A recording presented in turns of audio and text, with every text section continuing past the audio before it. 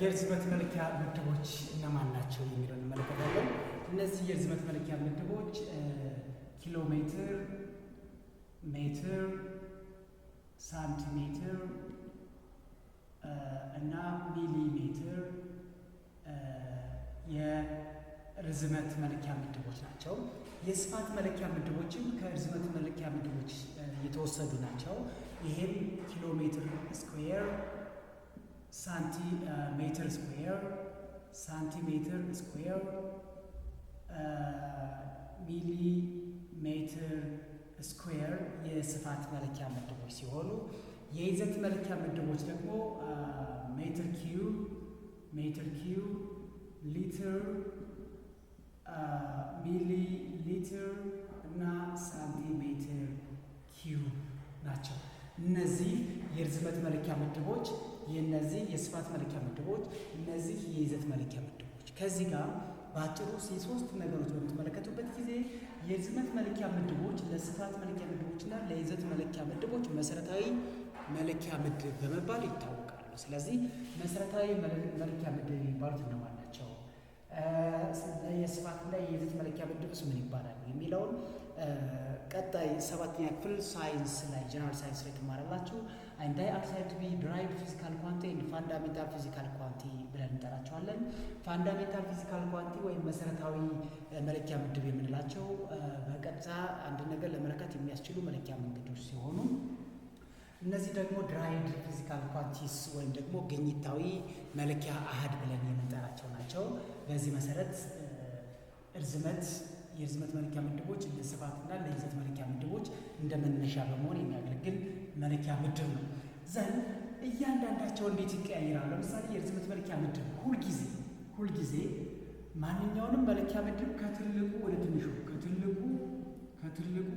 ወደ ትንሹ ለመለወጥ ምንድነው መጠቀም ያለብን? ሁልጊዜ ከትልቁ ወደ ትንሹ ለመለወጥ ምን መጠቀም አለብን? ማካፈል። የምናካፍለው በምናቸው ነው? በዝምድናቸው ነው። ዝምድናቸው እናያለን። ሁልጊዜ አሁንም ከትንሹ ወደ ትልቁ ወደ ትልቁ ለመለወጥ ምን ማድረግ አለብን? ማባዛት። ይሄንን ዝምድና በሚከተለው መልኩ እናስቀምጣለን። ለምሳሌ የርዝመት መለኪያ ምድቦች ኪሎ ሜትር አለ፣ ሜትር አለ፣ ሳንቲሜትር አለ፣ እንዲሁም ሚሊ ሜትር አለ። እነዚህም ከኪሎ ሜትር ወደ ሜትር ለመቀየር ምን መጠቀም ነው? ማባዛት። ሲባዛ በስንት? በ1000። ምክንያቱም 1 ኪሎ ሜትር ስንት ሜትር ነው?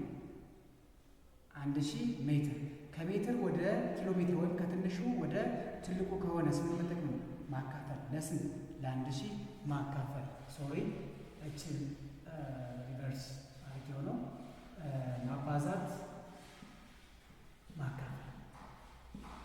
ይህንን መጠቀም መቻል አለብን። ከትልቁ ወደ ትንሹ የትኛውን መስመሪያ ምድብ ሲቀየር ማባዛት መጠቀም መቻል አለብን። የምናባዛ ምንድን ነው?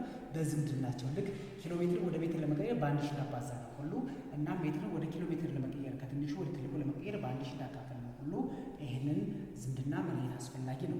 ሜትርን ወደ ሳንቲሜትር ለመቀየር በ100 ማባዛት፣ ምክንያቱም 1 ሜትር 100 ሳንቲሜትር ስለሆነ፣ ሳንቲሜትርን ወደ ሜትር ለመቀየር ደግሞ በ100 ማካፈል፣ ሳንቲሜትርን ወደ ሚሊሜትር ለመቀየር በ10 ማባዛት። ለምን? 1 ሳንቲሜትር 10 ሚሊሜትር ስለሆነ። ቱ ዘ ሪቨርስ ኢዝ ዲቪዥን። ይህን በመጠቀም አንደኛውን መስፈሪያ ምድብ ወደ ላይኛው መስፈሪያ ምድብ መለወጥ ወይም መቀየር ይቻላል ማለት ነው። ስለዚህ ይህንን ማድረግ የምንቻል ከሆነ የርዝመት መለኪያ ምድቦች ዝምድናቸው ይህ ከሆነ ይህን ያህል ኪሎ ሜትር ይህን ያህል ሳንቲሜትር ነው ብትባሉ ምን ታደርጋላችሁ? መጀመሪያ 1 ኪሎ ሜትር ስንት ሳንቲሜትር ነው የሚለውን ዝምድና መለየትና ማወቅ አስፈላጊ ነው። ይህን ለመለየትና ለማወቅ ደግሞ በመጀመሪያ ደረጃ 1000 እና 100 ስታባዙ 100,000 ይመጣል። ስለዚህ 1 ኪሎ ሜትር 100,000 ሳንቲሜትር ነው የሚለውን ታገኛላችሁ ማለት ነው። ኪሎ ሜትር ወደ ሚሊ ሜትር ለመቀየር በተመሳሳይ መልኩ የሁለቱ ዝምድና ለመለየት ምንም ታደርጉት 1 ኪሎ ሜትር ስንት ሚሊ ሜትር ነው የሚለውን ለመለየት 1000 ሲባዛ በ100 ሲባዛ በ10 የሚለው ማወቅ አስፈላጊ ነው። 1000 ሲባዛ በ100 ሲባዛ በ10 ስንት ይመጣል ማለት ነው? 1 ሚሊዮን። ስለዚህ 1 ኪሎ ሜትር 1 ሚሊዮን ሚሊ ሜትር ነው። 1 ኪሎ ሜትር 1 ሚሊዮን ሚሊ ሜትር ከሆነ 6 ኪሎ ሜትር ምን ያህል ሚሊ ሜትር ይሆናል? ብትባሉ 6ን በ1 ሚሊዮን ማባዛት ነው። እንዲሁም ደግሞ 600 ኪሎ ሜትር ስንት ሚሊ ሜትር ይሆናል ብትባሉ 600 ኪሎ ሜትርን ለ1 ሚሊዮን ማካፈል ነው። በዚህ ሂደት ይህንን ዝምድና በመጠቀም ከትልቁ ወደ ትንሹ ሆነ ከትንሹ ወደ ትልቁ የትኛውንም መስመሪያ ምድብ መቀየርና መለወጥ ይቻላል። ይህ የርዝመት መለኪያ ምድቦች እና ዝምድናቸው እንዲሁም ያለዋወጥ ሂደት ነው። እዚህ ጋር የጻፏቸው ሁለቱ ነጥቦች ግን ለማንኛውም ለርዝመትም፣ ለስፋትም፣ ለይዘትም፣ ለክብደትም ለማንኛውም መለኪያ ምድቦች ስንቀይር የምንከተላቸው ህጎች ሁልጊዜ ከትልቁ ወደ ትንሹ ለመለወጥ ማባዛት እንጠቀማለን። ከትንሹ ወደ ትልቁ ለመቀየር ማካፈል እንጠቀማለን። ይህ ማለት ነው ማባዛትና ማካፈል የምንጠቀመው ዝምድናቸውን መሰረት በማድረግ ነው። ስለዚህ ማካፈልና ማባዛት ከመጠቀማችን በፊት በመጀመሪያ ደረጃ መለየትና ማወቅ ያለብን ምናቸው ነው ማለት ነው? ዝምድናቸው ነው። 1 ሜትር ምን ያህል ኪሎ ሜትር ነው? ወይም 1 ኪሎ ሜትር ምን ያህል ሜትር ነው?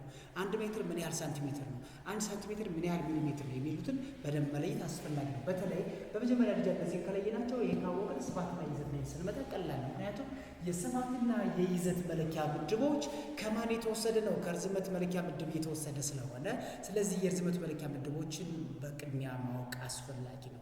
ከትንሹ ወደ ትልቁ ከትልቁ ወደ ትንሹ የሚሉትን ነጥቦች ሳትዘነጉ በአንድ ላይ ማለየት አስፈላጊ ይሆናል። ይህን መሰረት በማድረግ እንግዲህ አሁን በተመሳሳይ መልኩ የስፋት መለኪያ ምድቦችን እንዴት መቀየር እንዳለባቸውና ዝምድናቸውን ማሳያቸው። የስፋት መለኪያ ምድቦች ማን ናቸው? ኪሎ ሜትር ስኩዌር፣ ኪሎ ሜትር ስኩዌር፣ ሜትር ስኩዌር፣ ሳንቲሜትር ስኩዌር እንዲሁም ሚሊሜትር ሜትር ስኩዌር ናቸው። እነዚህን እንግዲህ ኪሎ ሜትር ስኩዌርን ወደ ሜትር ስኩዌር መቀየር ይቻላል። ሜትር ስኩዌርን ወደ ሳንቲሜትር ስኩዌር መቀየር ይቻላል። ሳንቲሜትር ስኩዌርን ወደ ሚሊሜትር ስኩዌር መቀየር ይቻላል። ይህን ስንቀይር መጀመሪያ አሁንም ምንም ማስታወስ አለብን፣ የርዝመት መለኪያ ምድቦችና ዝምድናቸው ማሰብ ያስፈልጋል። ምክንያቱም እነዚህን መለኪያ ምድቦች ዝምድና ለመጻፍ ከርዝመት መለኪያ ምድብ ዝምድና ነው መነሳት የምንችለው። ይህንን ማድረግ አለባቸው። 1 ኪሎ ሜትር ስንት ነበር? ቅድም ያልነው 1000 ሜትር ነበር ያለው። ስለዚህ ኪሎ ሜትር ስኩዌር ሲሆን ደግሞ ስንት ይሆናል? 1000 ሲባዛ በ1000 1 ሚሊዮን ይሆናል ማለት ነው። 1 ሚሊዮን። ስለዚህ ኪሎ ሜትር ስኩዌርን ወደ ሜትር ስኩዌር ለመቀየር በ1 ሚሊዮን እናባዛለን። ተቃራኒው ሲሆን ደግሞ በ1 ሚሊዮን እናካፍላለን። ይሄንን ዝምድና ነው መለየት የሚጠበቅባቸው።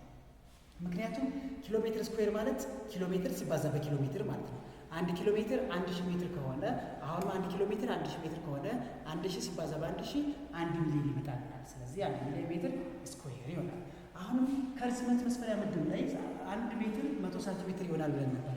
ሜትር ስኩዌር ሲሆን ደግሞ ምን ይሆናል? 100 ሲባዛ በ100 1 2 3 4 10,000 ይሆናል። 1 ሜትር ስኩዌር 10,000 ሳንቲሜትር ስኩዌር ነው። ስለዚህ ሜትር ስኩዌርን ወደ ሳንቲሜትር ስኩዌር ለመቀየር በ10,000 እናባዛለን። ሳንቲሜትር ስኩዌርን ወደ ሜትር ስኩዌር ለመቀየር ደግሞ በ10,000 እናካፍላለን ማለት ነው። በተመሳሳይ መልኩ ሳንቲሜትር ስኩዌርን ወደ ሚሊሜትር ስኩዌር ለመቀየር 1 ሳንቲሜትር 10 ሚሊሜትር ከሆነ ሳንቲሜትር ስኩዌር ማለት ደግሞ 10 ሲባዛ በ10 ነው። ስለዚህ 100 ይሆናል ማለት ነው። ሳንቲሜትር ስኩዌርን ወደ ሚሊሜትር ስኩዌር ለመቀየር በ100 እናባዛለን።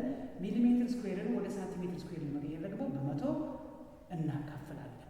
ይህ የስፋት መለኪያ ምድቦችና ዝምድናቸው ነው። የስፋት መለኪያ ምድቦችን ከአንደኛው ምድብ ወደ ሌላኛው ምድብ ለመቀየር ወይም ለመለወጥ በዚህ ቅደም ተከተል መሰረት እንሄዳለን።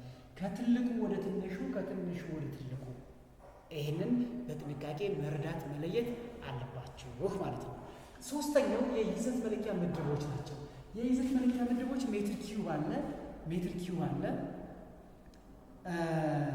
ሊትር አለ፣ ሚሊ ሊትር አለ። ሚሊ ሊትር ወይም ሳንቲሜትር ኪዩብ እኩል ናቸው። ስለዚህ 1 ሜትር ኪዩብ 1000 ሊትር ስለሆነ በ1000 ታባዛላችሁ። ሜትር ኪዩብን ወደ ማን ለመቀየር? ወደ ሊትር ለመቀየር። 1 ሊትርን ወደ ሜትር ኪዩብ ለመቀየር ደግሞ በ1000 ታካፍላላችሁ። ሊትርን ወደ ሚሊ ሊትር ወይም ሳንቲሜትር ኪዩብ ለመቀየር ደግሞ አሁንም 1 ሊትር 1000 ሚሊ ሊትር ነው። ዛት ሚንስ 1 ሊትር 1000 ሳንቲሜትር ኪዩብ ነው። ስለዚህ በ1000 ታባዛላችሁ። ሚሊ ሊትርን ወይም ሳንቲሜትር ኪዩብን ወደ ሊትር ለመቀየር ደግሞ በ1000 ታካፍላላችሁ። ይሄ ነው። አሁንም በተመሳሳይ መልኩ የርዝመት መለኪያ ምድቦችን፣ የስፋት መለኪያ ምድቦችን እንዲሁም የይዘት መለኪያ ምድቦችን ስንቀይር በመጀመሪያ ደረጃ ዝምድናቸው መለየትና መረዳት ነው። ዝምድናቸውን ከተረዳችሁና ከለያችሁ በኋላ ያለዋወጥ ሂደታቸው ቀላል። ምክንያቱም ዝምድናቸውን በመጠቀም ከትልቁ ወደ ትንሹ ሲሆን ምን ማድረግ ነው? ማባዛት። ከትንሹ ወደ ትልቁ ሲሆን ምን ማድረግ ነው? ማካፈል። ስለዚህ እነዚህን በመጠቀም አንደኛው መለኪያ ምድብ ወደ ሌላኛው መለኪያ ምድብ መለወጥ መቀየር ይቻላል ማለት ነው። ላይክ፣ ሼር፣ ሰብስክራይብ በማድረግ ለሌሎችም ሼር በማድረግ እንዲደርስ አድርጉልን።